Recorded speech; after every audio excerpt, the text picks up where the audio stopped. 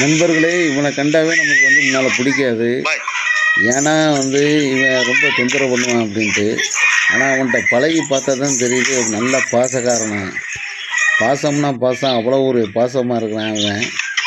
ஒரு முறை இவனுக்கு ஒரு பிஸ்கட்டோ அல்லது வடையோ எதுவும் நம்ம வாங்கி கொடுத்தானா, நம்மளை பாசமாக நினைக்கக்கூடியவன். நம்ம எப்போ போனாலும் நம்மளை வாலாட்டி நம்ம கூட இருக்கக்கூடியவன் இவன் தான். ரொம்ப பாசக்காரன், ஆனால் அறிவாளியும் கூட. பிடிச்சிருந்தா லைக் பண்ணுங்கள், ஷேர் பண்ணுங்கள், கமெண்ட் பண்ணுங்கள், சப்ஸ்கிரைப் பண்ணுங்கள். நீங்கள் சாப்பிட்டு மீதி உணவு இருந்துச்சா இவனுக்கு கொடுங்க. மீண்டும் சந்திப்போம். நன்றி, வணக்கம். நண்பர்களே, இவனை கண்டாவே நமக்கு முன்னால் பிடிக்காது. ஏன்னா இவன் ரொம்ப தொந்தரவு பண்ணுவான் அப்படின்ட்டு. ஆனால் அவன்கிட்ட பழகி பார்த்தா தான் தெரியுது, ஒரு நல்ல பாசக்காரன். பாசம்னா பாசம், அவ்வளோ ஒரு பாசமாக இருக்கிறான் அவன். ஒரு முறை இவனுக்கு ஒரு பிஸ்கட்டோ அல்லது வடையோ எதுவும் நம்ம வாங்கி கொடுத்தானா, நம்மளை பாசமாக நினைக்கக்கூடியவன். நம்ம எப்போ போனாலும் நம்மளை வாலாட்டி நம்ம கூட இருக்கக்கூடியவன் இவன் தான். ரொம்ப பாசக்காரன், ஆனால் அறிவாளியும் கூட.